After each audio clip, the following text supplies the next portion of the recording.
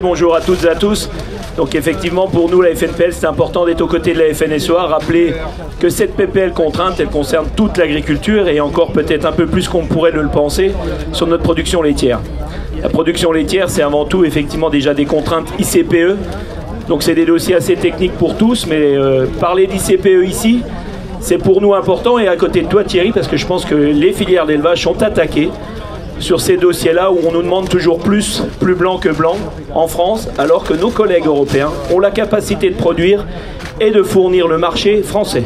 C'est vraiment là le vrai sujet et la contrainte supplémentaire qu'on nous met tous les jours. La filière laitière, tout le monde le sait, va un peu mieux avec un prix du lait qui rémunère, mais si on veut des jeunes et des moins jeunes qui croient en l'avenir laitière, il faut vraiment lever ces contraintes à la production laitière. Et je voudrais parler de l'assurance récolte, l'assurance prairie. Une assurance que nous attendons de pied ferme, qu'elle soit l'équité et l'équivalent des grandes cultures. Nous avons besoin de croire en nos prairies. Nos prairies sont des cultures, on en a besoin pour produire du lait.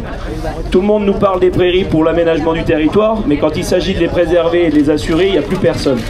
Donc on demande au gouvernement et à nos députés d'être au rendez-vous sur ce sujet de l'assurance récolte.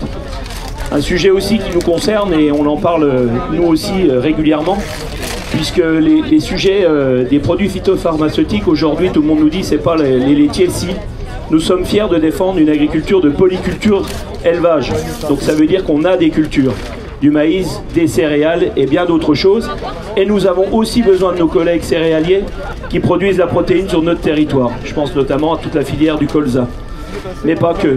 Donc demain et aujourd'hui, nous devons être unis pour défendre une agriculture qui rémunère, une agriculture qui n'a pas des boulets aux pieds tous les matins par l'administration ou par nos politiques.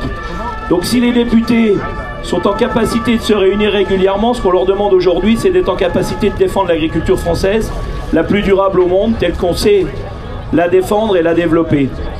Mais je demanderai aussi à l'ensemble des participants de cette manifestation de continuer à en croire à l'agriculture. L'agriculture est une belle aventure, une aventure du vivant, une aventure de la rémunération. Nous devons continuer à nous battre, malheureusement, tous les jours un peu plus, pour être entendus. Lorsqu'on avait fait les premiers barrages, tout le monde était content de nous dire on soutient, on soutient. Un an et demi après, tout le monde s'en va et tout le monde se dit une PPL contrainte, on n'en veut pas. Et un autre sujet qui concerne peut-être un peu moins la filière laitière, mais le stockage de l'eau. Le stockage de l'eau est peut-être l'avenir. L'abreuvement des animaux, tu fais bien de le dire, mais moi je parle aussi de pouvoir irriguer nos cultures, irriguer peut-être demain du maïs, irriguer peut-être après-demain des prairies, parce que le changement climatique, on le subit, on le vit sur nos exploitations.